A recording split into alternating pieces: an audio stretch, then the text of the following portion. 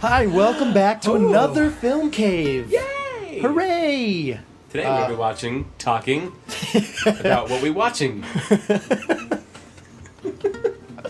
Here we go. Talking. Watching, talking. Cool. So I'm going to talk about what I watched because you already watched it and you don't get to talk about it. So I went and saw I interject. San Andreas this weekend, starring Dwayne Johnson. And, okay, so it's a disaster movie taking place in California on San Andreas Fault, which starts to crack. And it's actually, it was okay. I like disaster movies a lot. It's kind of like a guilty pleasure. Right. Which isn't actually a guilty pleasure because I like watching it and I shouldn't be ashamed of it. So it stars Dwayne Johnson, and the two big actors that I liked the most was Dwayne Johnson and then Paul Giamatti's character. So I really enjoyed his character, even though he was a secondary character the whole time. I really liked what he brought to the movie as the scientist of the movie. And then Dwayne Johnson's character was good because he was a hero. And that's it. When is he not? Right. Flying planes and helicopters and crash landing and punching people in the face.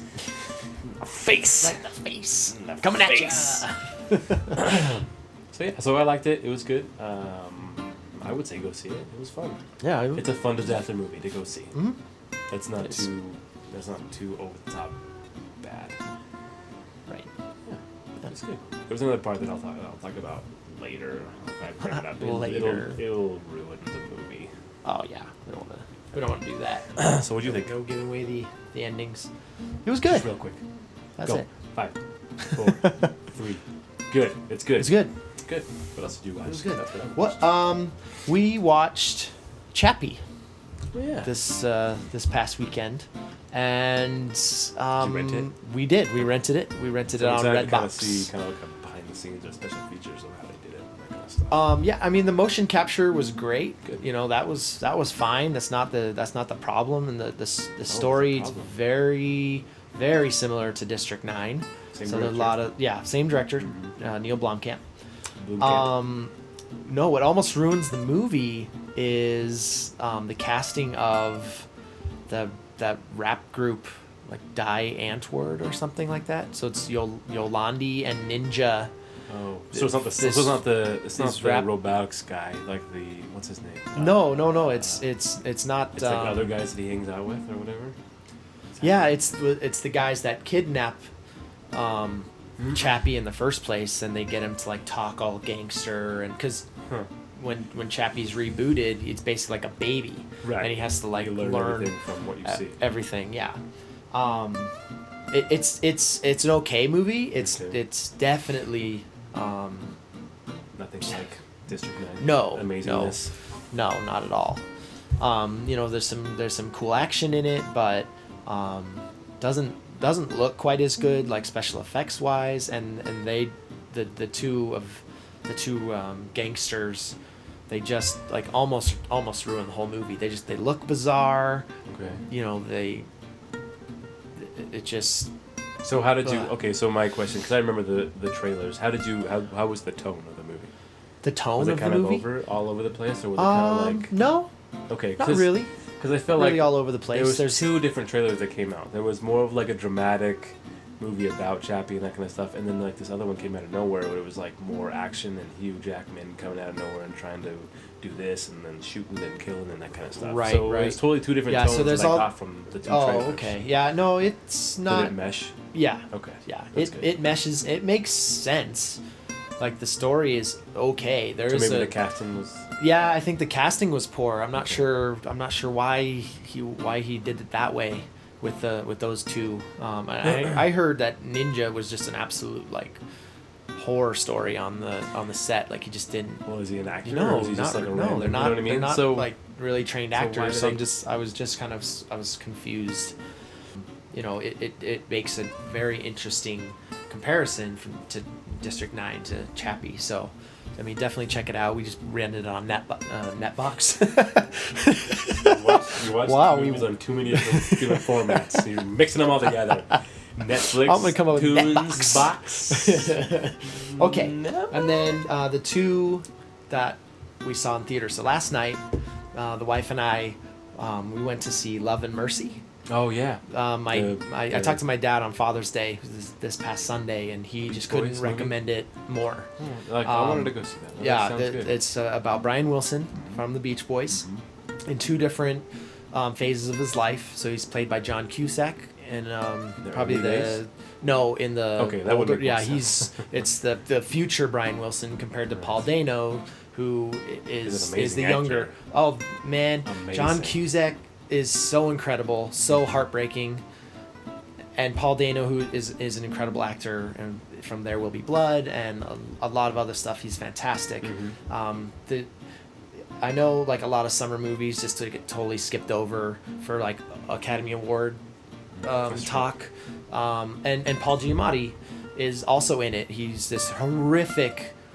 And this is all based on Brian Wilson's life. This is true stuff. Is he like the He producer? is Manager or he's something? actually a psychiatrist Oh, that yeah, is okay. over medicating him. Right, so I and heard about manipulating this. him, and it's just he's So so evil. Right. So I heard about this on NPR, and they were talking to the screenwriter who wrote it. I think. Did he write it and direct it? No. Okay. No. So anyway. Oren Moverman, something like that, is the writer. Right. So they were talking to him about it, and they were talking about the psychiatrist, and they were saying that he basically took over his life and was telling him what to do, when to do it, how to do it. Couldn't see his daughters. Right. Wasn't in Was contact with being his family, his awful. brother. I mean, just Basically Dr. in charge of Eugene his Landes was his name. And then he was like prosecuted for lots of different things. After the Oh fact. yeah. I mean, he was saying that Brian was schizophrenic, and he was not. He was later diagnosed as severely bipolar. And even growing up, they were saying, having to do with his father and beating him, and then having very the controlling father, and who became the manager of the Beach Boys, and just really really rode Brian hard, to make hit music. good music, right? Right, and so the Love and Mercy, it delves into the creation of Pet Sounds, one of the most amazing influential records ever made. But even back then, he hears voices, and he's, just unbelievable too, right? performances. He's definitely That didn't actually go into that. Really? Anything like that. Oh, they talked about that on the show. Yeah, that's not mentioned much But he was in definitely. in the movie. But amazing performances. Nice. Which I hope there's some discussions later on in the year, but probably Need to not. see it. Need to see it. It's a hard movie to watch. It's very sad. I mean, of course, Brian Wilson's still alive and still playing. But if you're a fan of the Beach Boys, if you grew up listening to the Beach Boys, I mean, my dad is just a huge influence on my music and and even movies and stuff like that. So thank you, Dad, for the great recommend, and you should definitely go check it out as well. Kind of a under the radar movie. Independent movie. Yeah, Alright, cool. and the director Bill Pohlad, that was his first directorial debut. He's Nice. actually known more for being a producer for 12 Years a Slave and Brokeback Mountain. So some really like prestigious movies that he's produced. So there was some, I mean Brian and his wife were both very much involved in the making of the movie and It's good. and stuff. So it's good when they it's get good. involved for those kind of movies. And then I'm excited to mention this one I saw this morning, actually. Okay. Dope. Oh, good. You Yeah. watched it? I watched. Oh, Yeah, good. I saw it in theaters this Oh. morning. Okay, good.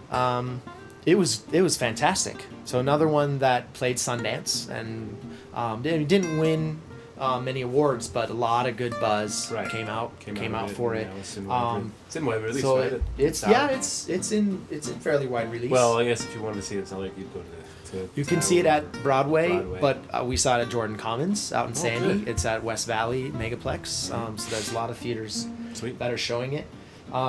Very funny, very dramatic in parts. So the director is Rick Famuyiwa, who is African American, and he wrote and directed it. He's done a couple other movies, several years ago actually, with Taye Diggs. One called The Wood. Oh yeah, Um, I remember Didn't see it. some stuff, several years ago. So he's been around a long time. But the movie kind of hangs on the shoulders of this kid named Shameik Moore, who plays Malcolm, the main character in the movie. And he and his two friends, one a lesbian girl, and then another buddy named Jib, who is played by Tony Revolori, who played Zero in Grand Budapest Hotel. Oh, okay. So they're just these hilarious kids that they're total nerds. And it's a modern day story, but they're obsessed with 90s rap culture.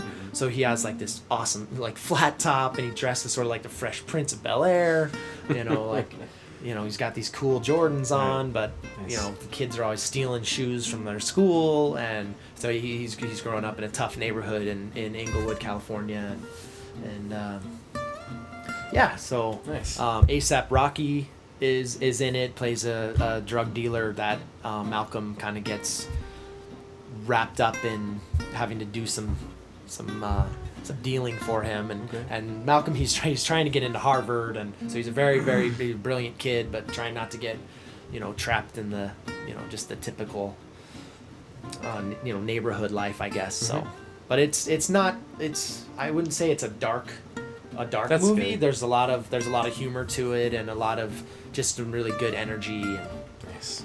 some good. some more unfamiliar faces, but just it's just Great awesome independent to movies out right now. You should Yeah. check them out for sure. Because it'll be good for you to see Yeah. something other than all the action summer movies to kind of No, put you a- gotta a mix balance. it up. You gotta mix it up. Have Balance. a great balance. There's a lot of options out there for Because come the end of the every type of year, movie. you'll hear them again, and then you won't. There's the ones you'll forget about, and the ones you'll hear at the end of the year, and then the ones you're gonna Yeah. buy.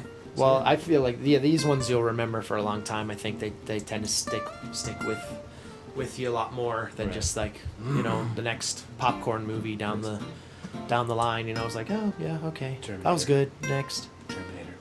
Did you see that James Cameron came out and endorsed it? Terminator. Did he? Yeah. Did they pay him some money to say that? Well, maybe, but still, the other two movies didn't do that. So No, because Or they didn't pay him probably enough made money. They didn't give a shit about him then. No, they're Well- like, hey, so here's the thing. We got this movie coming out. I'm still excited that Your help. he to came say out and we like endorsed it. the new Terminator movie, and we will talk about that next week probably. Oh yeah. Does it come out? It comes out July 1st, but probably for our next show before we break for the 4th of July. It does. It does. Okay. Okay. Cool. So yeah. All right. Thanks for watching. Make sure Thank you so much for watching. Thank you so much for watching. Yes. Thanks. Like, comment, share. At the bottom, comment, like, here, and then share it with all your friends. Because we'll share it on our Facebook page called The Film Cave, which is all you should also check out because we post a lot of news there, and News and more dealings. news. Yes. So yeah, thanks a lot for watching, and Casey loves you Yes, I do. a lot. He's Spartacus.